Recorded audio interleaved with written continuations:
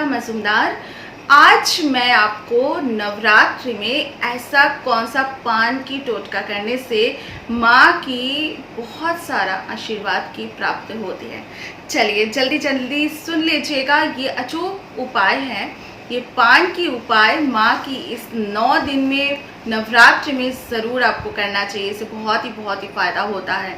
क्या करना चाहिए? नवरात्रि में माँ दुर्गा की पूजा में आपको ताज़ा पान की पत्ते का बहुत ज़्यादा महत्व माना गया है। पूजा में पान, माँ की पूजा में पान ज़रूर चाहिए है। पान के पत्ते से जुड़े कुछ उपाय मैं आपको कहूँगी, इससे आपकी प्रॉब्लम्स की सल्यूशन 101% होगा।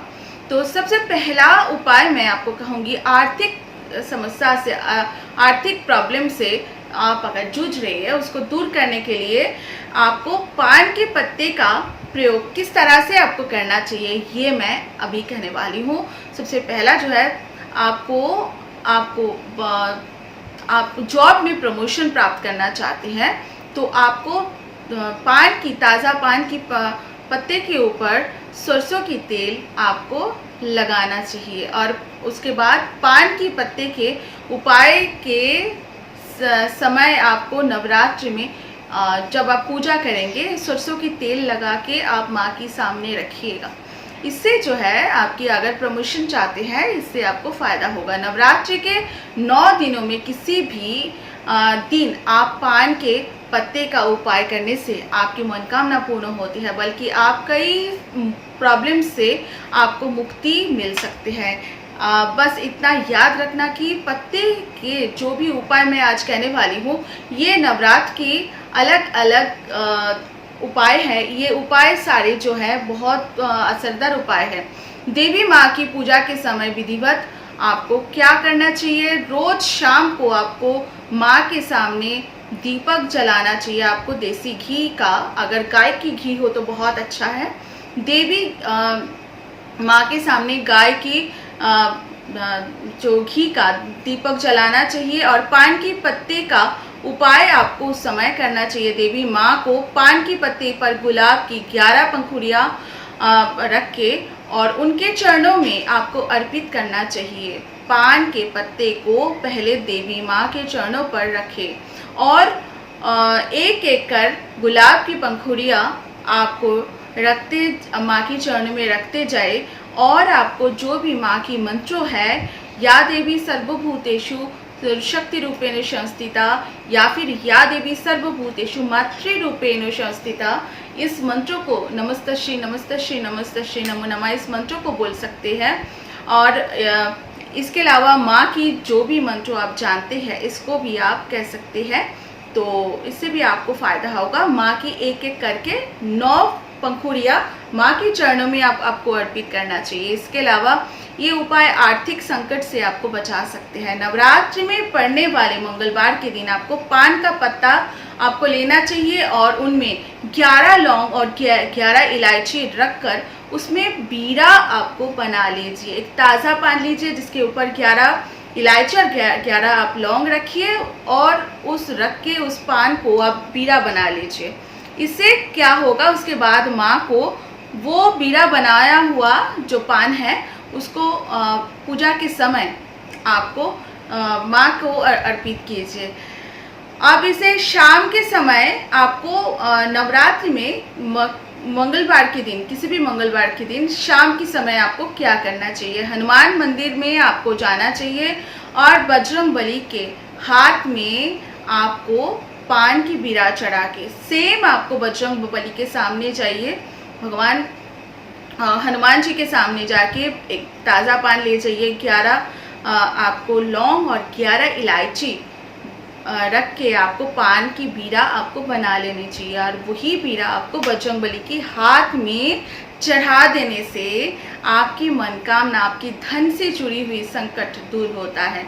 और हनुमान जी के सामने धूप दीप जला के, बूंदी और केला का भोग लगा के हनुमान चालीसा भी पाठ करना चाहिए।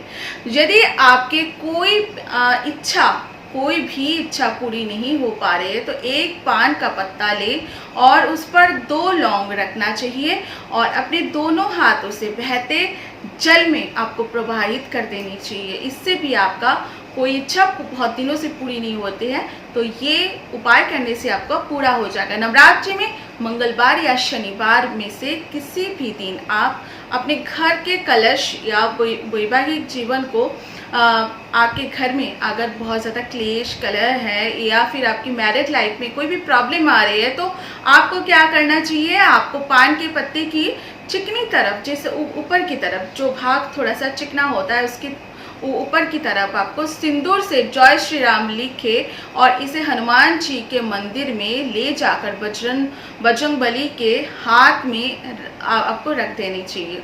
ये पान के पत्ते हनुमान जी के चरण में भूल के भी नहीं रखना चाहिए, बजरंगबली की हनुमान जी के हाथ में ही आपको रखने चाहिए। इससे आपको आपकी अगर मैरिड लाइफ पे कोई भी प्रॉब्लम आ रही है तो इससे आपको ठीक हो जाएगा।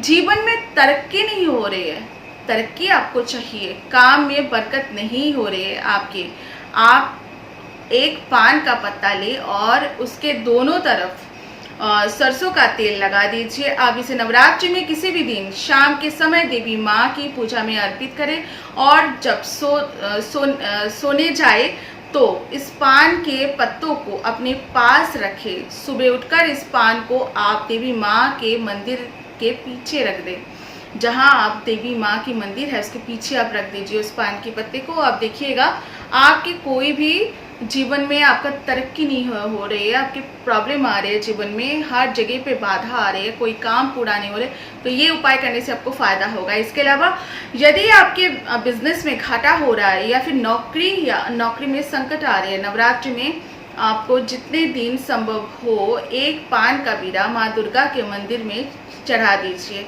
इससे कोशिश करें कि शाम के समय ही ये उपाय करें, इससे आपको आपके बिजनेस में नुकसान जो है वो ठीक हो जाएगा। यदि आपके दुश्मन बढ़ रहे हैं या आपका मान सम्मान कम हो रहा है अथवा आपका आपको कोई महत्व नहीं दे रहे हैं तो आपको क्या करना चाहिए, तो आपको नवरात्रि में सुबह 4 से लेकर 6 के बीच में माँ भुवनेश्वरी और सौभाग्य सुंदरी का ध्यान कर आपकी माँ के पत्ते आपको एक पान के पत्ते जो है माँ को थोड़ा सा पान की पत्ते के ऊपर तिलक लगा के और 2 लौंग बताशा रख के बीड़ा बना के माँ को पूजा के समय आपको चढ़ा देने से आपकी सारे मान सम्मान में कमी आ रही है वो आपका पूरा हो जाएगा। सभी आपका सम्मान करेंगे, आपकी एक वजूद होगी, आपको इज्जत करेंगे सब लोग। इसके अलावा यदि आपके ऊपर कर्ज बढ़ता जा रहा है तो आप नवरात्रि में जितने दिन हो सके पान के पत्ते पर हिडिंग लिखकर माँ दुर्गा को अर्पित कर दे। साथ ही नवमी के दिन आप उन पान के पत्तों को अपने पैसे वाली जगह पर आपको रख देनी चाहिए। ये एक अचूक टोटका है। आपके ऊपर अगर कर्ज लगातार बढ़ रहे हैं तो नवरात्रि के दिनों में आपको ये उपाय एक पान की पत्ते के ऊपर हिडिंग लिखकर आपको माँ दुर्गा को अर्पित करना चाहिए और वही आप अपने पास नवमी के दिन ये पान की पत्ते जो है अर्पित करके वही पान अपने पास रख दीजिए। पैसे वाली जहाँ आप पैसे रखते हैं, ज्वेलरी रखते हैं, वहीं पे आप रख दीजिएगा। इससे आप देखिएगा आपको फ़ायदा होगा। यदि आपको ऐसा लगता है कि आपके घर में नकारात्मकता का असर बढ़ता जा रहा है तो आप पान के पत्ते पर केसर या हल्दी रखकर दुर्गा स्तोत्र और दुर्गा जी के नामावली का पाठ करें। इससे भी आपको आप देखिएगा आप घर में अगर नकारात्मक ऊर्जा है इससे सारे नकारात्मक ऊर्जा आपके घर से निकल जाएगा। चलो आखिरी उपाय आपको बताऊंगी। जिन दंपति को संतान नहीं हो रहे हैं वे नवरात्रि में स्कंद माता को 9 पान की पत्ते अर्पित करें और 9 सुगंधित सुहागिनों को आपने जिनकी संतान भी हो उनका सुहागिन, जिन लोगों का संतान हो चुके हैं, जिन सुहागिनों का ऑलरेडी बच्चा है, उन्हीं सुहागिनों को 9 पान की पत्ते आप उनको भेंट करें और कुछ उनका सुहाग की सामग्री भेंट करें। इससे अगर आपकी घर में संतान नहीं हो रही है, इससे आप संतान होगा। ये बहुत अचूक टोटका है।